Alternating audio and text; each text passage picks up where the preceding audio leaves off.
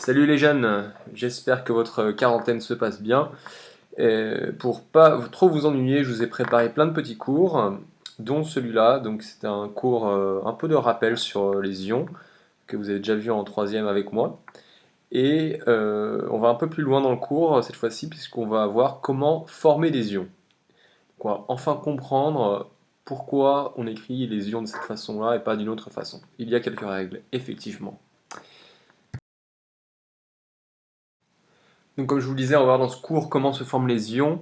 Je vous ai mis aussi comme question d'introduction, et c'est une bonne question, combien y a-t-il d'atomes dans le monde, dans l'univers?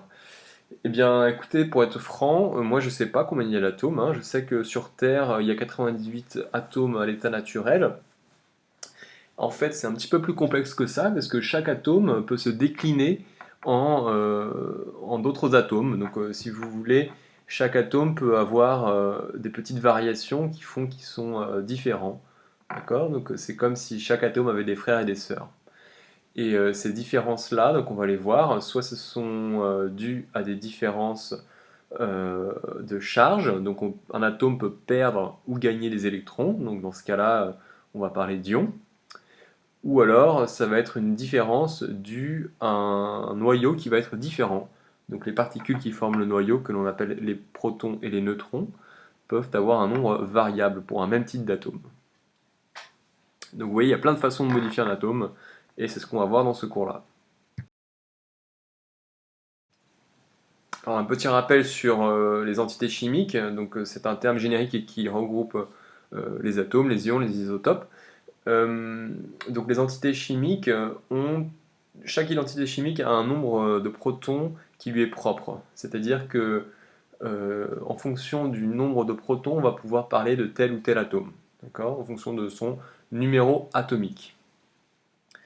On symbolise chaque atome par une lettre. Donc vous savez que lorsque les scientifiques chinois, français et russes sont dans une même pièce et qu'ils veulent parler du même atome, et ben, qu'est-ce qu'ils font? Ils utilisent l'écriture de la science. Donc, ils se sont mis d'accord, on s'est tous mis d'accord sur une symbolique commune. Donc, on symbolise les atomes par une lettre. Alors, cette lettre, malheureusement, elle ne correspond pas toujours à la première lettre de l'atome. Donc, dans la majeure partie des cas, oui, hein. Si on regarde l'hydrogène, ça commence par un H et son symbole est un H. Donc là, c'est facile.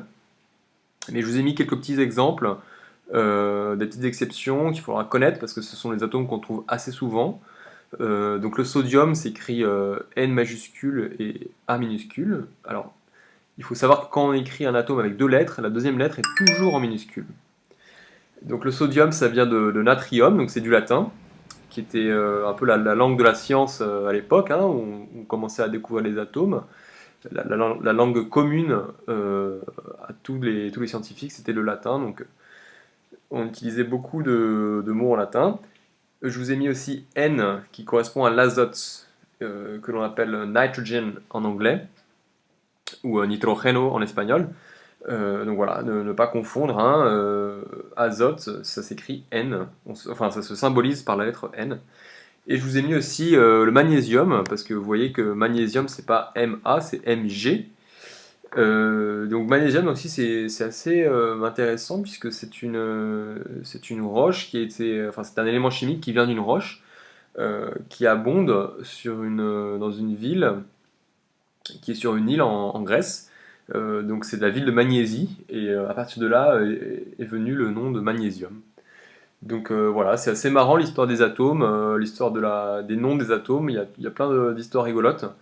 Vous connaissez sûrement l'histoire du polonium, l'atome que Marie Curie a découvert. Bon, je vais pas trop non plus en dire, je vous laisse un peu de suspense pour la classe entière.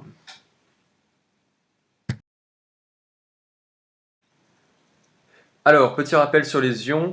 Comme vous le savez depuis l'année dernière, un ion c'est un atome ou un groupe d'atomes qui a perdu ou qui a gagné un ou plusieurs électrons.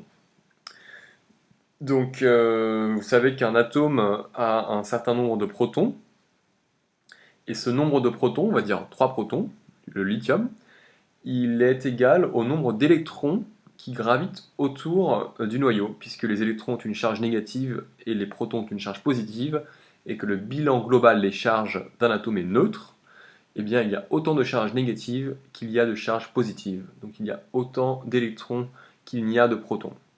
Mais qu'est-ce qui va se passer? Eh bien les électrons qui gravitent autour du noyau, et quand on dit autour, ils sont en fait extrêmement loin du noyau, eh bien ces atomes-là ont tendance à se déplacer et des fois il se trouve qu'il y en a qui partent. Voilà.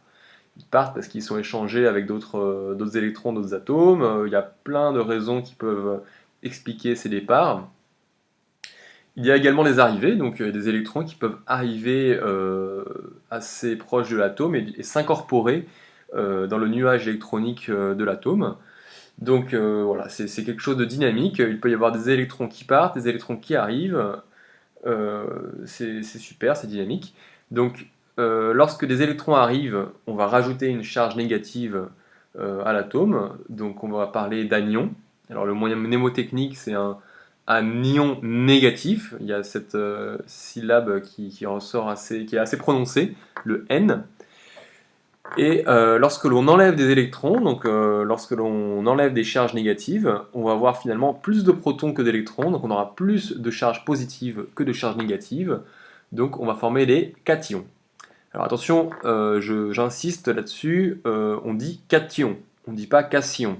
Okay, donc un cation, c'est un atome ou un groupe d'atomes qui a perdu des électrons.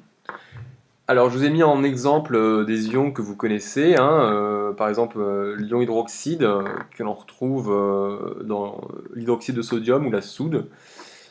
Vous avez vu en troisième, vous vous rappelez qu'on avait fait plein de petits TP sur comment mettre en présence un ion, quel réactif utiliser. Donc on utilisait soit de la soude justement, soit du nitrate d'argent pour faire apparaître un précipité. Et selon la couleur du précipité, on pouvait en déduire la présence de certains ions. Donc voilà, petite slide de rappel. Alors on peut également modifier un atome en modifiant son noyau. Donc cette fois-ci les électrons ils restent comme ils sont, mais on va rajouter dans le noyau une particule, ou plusieurs, hein.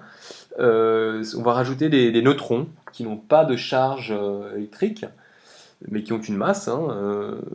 Donc voilà, là on parle d'isotope, donc iso le même, top, top. On parle d'isotope lorsque l'on s'intéresse à différents atomes qui ont le même nombre de protons, mais qui ont des nombres de neutrons différents.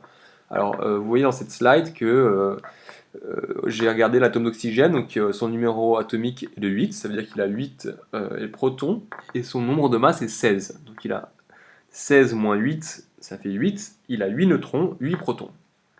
Très bien, et bien vous voyez que son nombre de masse peut également valoir 17 et 18. Donc dans ces deux cas-là, le nombre de neutrons sera égal à 9 et 10.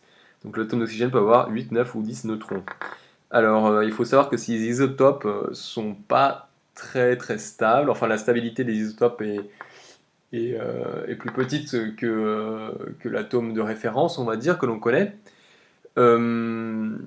Donc ça peut être intéressant, par exemple dans le cas du carbone, on utilise pas mal le carbone, enfin un des isotopes du carbone, le carbone 14, pour faire de la datation, donc pour mesurer l'âge de certaines choses.